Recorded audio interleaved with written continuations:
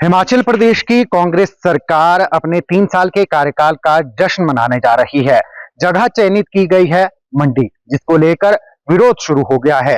पेंशनरों के नेता भी मंडी को चुनने के लिए अपना विरोध जता चुके हैं और विपक्ष भी मंडी जिला में, क्योंकि आपदा इस वर्ष आई थी, मंडी को अपने राज्य स्तरीय फंक्शन के लिए चुनने पर सरकार पर कई गंभीर आरोप लगा रही है। अभी बातचीत करने के लिए हमारे साथ मौजूद हैं भाजपा के नेता इंद्रपाल लखनपाल जी। लखनपाल जी, कांग्रेस सरकार अपने 3 साल के कार्यकाल का जश्न मनाने जा रही है और जगह चयनित की गई है मंडी, जो कि इस बार सबसे ज्यादा आपदा से इफेक्टिव रहा। विरोध हालांकि पेंशनर्स भी कर रहे हैं। भाजपा किस तरीके से देखती है? देखिए, ऐसी हालात में मैं नहीं समझता कि इस प्रकार के कार्यक्रम किए जाने चाहिए प्रदेश में। पहले ही प्रदेश आपदा से जूझ रहा है और ऐसे समय में सरकार 3 साल का जश्न मनाने जा रही है। समझ ये नहीं आ रहा है कि वो किस प्रकार का जश्न मनाने जा रही है, किस बात का जश्न मना रही है। काम कोई हो नहीं रहा है, आम जनता जो है परेशान है, कर्मचारी परेशान है, पेंशनर परेशान है, युवा बच्चे परेशान है, विकास आपका ठप पड़ा हुआ है, पैसा आपके पास है नहीं है, ट्रेजरी आपकी बंद पड़ी है, विधायक निधि जारी नहीं हो रही है, तो फिर किस प्रकार का जश्न ये सरकार मनाने जा रही है, समझ से परे है। और उसमें होगा क्या, भारी भरकम जो है सरकारी कर्मचारी बुलाए जाएंगे, आंगनवाड़ी कार्यकर्ताओं को बुलाया जाएगा, आशा वर्कर्स को बुलाया जाएगा, सेक्रेटरीज की ड्यूटी लगाई जाएगी, पटवारियों की ड्यूटी लगाई जाएगी बसें भरने के लिए। जबरदस्ती का इस प्रकार का जो जश्न है, मैं नहीं समझता कि इससे कोई हासिल होने वाला है। करोड़ रुपया इस पे खर्च होगा। अच्छा तो ये रहता कि जो पैसा वो इस आपदा, जो इस उत्सव को मनाने में लगाना चाहते हैं, उसको वो जनता के लिए आवंटित करें। सड़कों की हालत खराब है, लिंक रोड टूटे हुए हैं, खड्डे पड़े हुए हैं, गाड़ियां चलाना मुश्किल हो गया है, लोग गिर रहे हैं, फ्रैक्चर हो रहे हैं, उसकी तरफ कोई ध्यान नहीं है। जो जन सुविधाएं जनता को मिलनी चाहिए उसकी हालत बहुत खराब है। प्रशासन के ऊपर कोई कंट्रोल नहीं है सरकार का। केवल मात्र एक झूठा प्रचार करने के लिए और अपनी वह झूठी वाहवाही लूटने के लिए इस प्रकार के कार्यक्रम करने का कोई औचित्य नहीं रह जाता। मंडी जो कि सबसे ज्यादा इफेक्टिव है सर, उसको चुना गया है। वहां पर लोग अभी भी, जिनके घर बह गए हैं, ठंड में ठिठुर रहे हैं। कई लोगों की अभी तक लाशें भी नहीं मिल पाई है। किस तरीके से देखते हैं मंडी जिला के लिए, खासकर जो मंडी का चयन किया गया है? देखिए, वही तो मैं आपसे कह रहा हूं कि उन्हें तो शोक सभा करनी चाहिए प्रदेश सरकार को, बजाय उत्सव मनाने के। और जो अभी तक तो मंडी में जो हालात हैं वो अभी तक पटरी पर नहीं आए। वहां पे जिस प्रकार से अभी जो लापता लोग हुए हैं उनकी लाशें नहीं मिल पाई, जिनकी जमीनें गई हैं उनको जमीन नहीं मिल पाई, जिनको घर गए हैं उनके लिए घर के लिए पैसा नहीं मिल पाया। और ऐसे झूठी घोषणाएं करके सरकार वाहवाही लूट रही है। ये सरासर अन्याय है जनता के साथ। खासकर मंडी कुल्लू के साथ तो बहुत ही अन्याय है, जहां पर वहां सड़कें तबाह हो गई, घर तबाह हो गए, बगीचे तबाह हो गए, जमीनें तबाह हो गई, मकान ध्वस्त हो गए। तो कहां से, पैसा तो है नहीं सरकार के पास।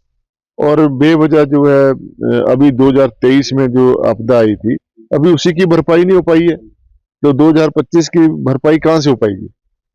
तो ये सरकार जो है बिना वजह से आम जनता को बेवकूफ बना रही है, परेशान कर रही है। इससे हासिल कुछ नहीं होने वाला है, लेकिन सिर्फ एक जनता के बीच में मूवमेंट बनाने के लिए हम कर रहे हैं। क्या कर रहे हैं वो जनता को मालूम है। 2023 की आपदा का आपने जिक्र किया। केंद्र को 10,000 करोड़ रुपए का आपदा से नुकसान का आकलन करके भेजा गया। मिला 2,000 करोड़ रुपए, ये मुख्यमंत्री कहते हैं। और 2025 में खुद प्रधानमंत्री यहाँ का मुआयना करके गए, 1,500 करोड़ रुपए की घोषणा करते हैं, लेकिन वो भी अभी तक नहीं मिला है। इस तरीके के आरोप केंद्र सरकार पर लगा रहे हैं। हाँ, आपका क्या कहना है? देखिए, आरोप लगाने से क्या होगा। लगभग 6800 करोड़ रुपया जो है केंद्र सरकार की तरफ से आया है प्रदेश सरकार को, विभिन्न मदों में आया है।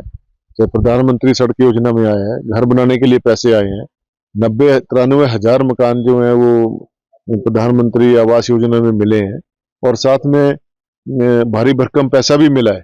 और देखिए, जब कोई आकलन होता है, प्रकलन बनते हैं उसके, 2023 में जो डिजास्टर के प्रकलन बने केंद्र सरकार को गए, उनका पैसा अब आना शुरू हुआ है। और 2025 में जो अभी आपदा आई है उसका हवाई सर्वेक्षण जो है माननीय प्रधानमंत्री महोदय ने भी किया, मंत्रियों ने भी किया, सरकार ने भी किया, और एजेंसियां भी आई केंद्र सरकार से, उन्होंने भी किया। अब उसकी डीपीआरस बनेगी अब ऐसे थोड़े है कि घोषणा कर दी और 1500 करोड़ रुपए आपको जो है वो लूट सूट के लिए बांट दिया जाए। अब उसके प्रॉपर तरीके से जो एस्टिमेट्स बनेंगे उनके अगेंस्ट पैसा आएगा। वो पैसा आएगा, चाहे वो 1 साल के बाद आए, चाहे 6 महीने के बाद आए, वो पैसा जरूर आएगा। और उसके अभी एवज में तो दे ही रहे हैं। कभी स्वास्थ्य संस्थानों के लिए अभी 1400-1500 करोड़ रुपया दिया है केंद्र सरकार ने। फिर सड़कों के रखरखाव के लिए 668 करोड़ रुपया दिया है। बहुत पैसा जो है केंद्र सरकार ने दिया है, लेकिन ये सरकार का तो काम ये हो गया खिसियानी बिल्ली खंबा नोचे वाली बात है, और कुछ नहीं है। सिर्फ उनका तो ये काम है कि केंद्र सरकार को कोसना है। हर तीसरे दिन तो वो केंद्र सरकार के पास गिड़गिड़ाते रहते हैं। वहां पर जाकर क्यों जाते हैं? फिर एक तरफ तो वहां से आपको सब कुछ मिल रहा है, जो केंद्र का जो पैसा है उसका आप दुरुपयोग कर रहे हैं, आप टेंडरों में धांधलियां कर रहे हैं।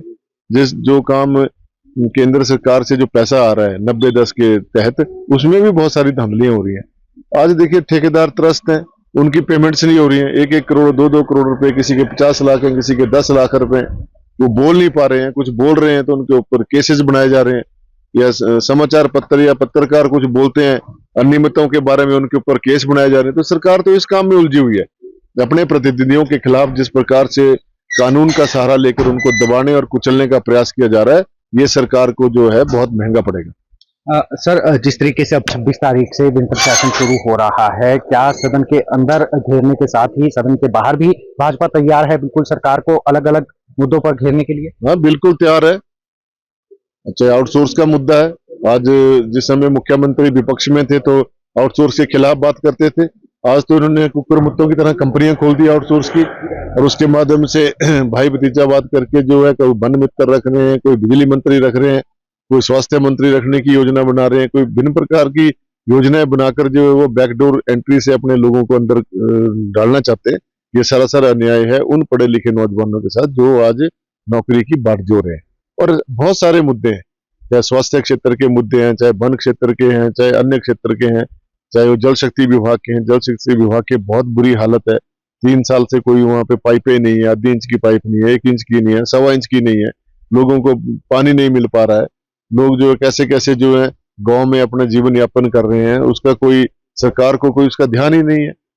तो इस प्रकार से देखा जाए तो सरकार हर मोर्चे पे विफल रही है, और प्रशासन जो चुस्त दुरुस्त होना चाहिए था उसकी साफ झलक देखने को मिलती है कि लोगों की जो है उनको उसके हिसाब से उनको न्याय नहीं मिल रहा है। सर, आप तो बड़े लंबे समय तक कांग्रेस के सिपाही रहे हैं, अब आप भाजपा में हैं। पिछले 1 साल से ज्यादा का समय हो गया है, कांग्रेस के पास अध्यक्ष नहीं है, कार्यकारिणी भंग है। क्या वजह मानते हैं? क्या कांग्रेस में गुटबाजी इतनी हावी है कि अध्यक्ष ही नहीं बना पा रहे हैं, जबकि मुख्यमंत्री खुद भी कई चक्कर दिल्ली के लगा चुके हैं? देखिए, ये तो कांग्रेस पार्टी का अंदरूनी मामला है, इसमें मैं क्या बोल सकता हूँ। वो किसको अध्यक्ष बनाना है, किसको नहीं बनाना है, कब बनाना है, ये उनका अपना पार्टी का वो है। लेकिन जिस प्रकार से आज बिहार में चुनाव का परिणाम आए हैं, वहां पर कांग्रेस पूरी तरह से हाशिए पर चलेगी। ऐसे पूरे देश में हाशिए में चली गई है, और आज हालात ये हुए हैं कि कोई अध्यक्ष बनने को तैयार भी नहीं हो रहा। पंचायती राज चुनावों को लेकर भी असमंजस की स्थिति में है लोग। अब हालांकि कोर्ट में मामला गया है, कोर्ट ने जवाब मांगा है चुनाव आयोग से भी और सरकार से भी कि आखिर कब तक पंचायत चुनाव होंगे, देरी की वजह क्या है? आपका क्या मानना है? देखिए, ये तो एक सरकार ने बहाना लिया हुआ है कि आपदा आ गई है, डिजास्टर एक्ट लगा हुआ है, उसमें चुनाव नहीं हो सकते। भाई, डिजास्टर एक्ट लगाया किसने? प्रदेश सरकार ने लगाया। और डिजास्टर एक्ट लगाया किस चीज के लिए? कि आपदा से राहत मिले, सड़कें बने, पुल बने और लोगों की आवाजाही ठीक हो। आपसे काम तो कोई हो नहीं रहा है। और ऐसे भी कोई कुछ इलाकों को छोड़कर इतना भारी तो कोई है नहीं है कि वहां पर लोग आवाजाही नहीं कर सकते। यहाँ 5-5 फीट बर्फ गिरती थी तब भी लोग वोट डालने जाते थे। तो ये तो सरकार एक, मैंने आपसे पहले भी कहा ना कि सरकार की कोई दिशा नहीं है, कोई उनका विजन नहीं है। वो घबराए हुए हैं बुरी तरह से कि पंचायत इलेक्शन में अगर हार हो गई तो जवाब क्या देंगे। इसलिए वो आनन फानन में कुछ ऐसे काम करने चाहते हैं जिससे जनता को प्रलोभित किया जाए, अपनी तरफ आकर्षित किया जा सके और वोटों में तब्दील करने का प्रयास किया जाए। लेकिन आम जनता जो है इस सरकार से बुरी तरह से निराश है, उसको सबक सिखाना चाहती है। पंचायती राज के चुनाव समय पर होने चाहिए, क्योंकि ये सबकी मांग है। और ये दुर्भाग्य है कि लोग पंचायती राज चुनाव करवाने के लिए भी हाईकोर्ट का दरवाजा खटखटा रहे हैं। इससे बड़ी फेलियर सरकार की क्या हो सकती है? बहुत बहुत शुक्रिया। तो ये थे हमारे साथ भाजपा नेता इंद्रदत्त लखनपाल, जिन्होंने कहा कि सरकार की हालत का पता इससे लगाया जा सकता है कि पंचायत चुनाव करवाने के लिए भी हाई कोर्ट लोगों को जाना पड़ रहा है। और पंचायत चुनाव से सरकार भाग रही है, क्योंकि अगर पंचायत चुनाव होते हैं तो सरकार की पोल खुल जाएगी। दैनिक सवेरा टीवी के लिए शिमला से गजेंद्र शर्मा।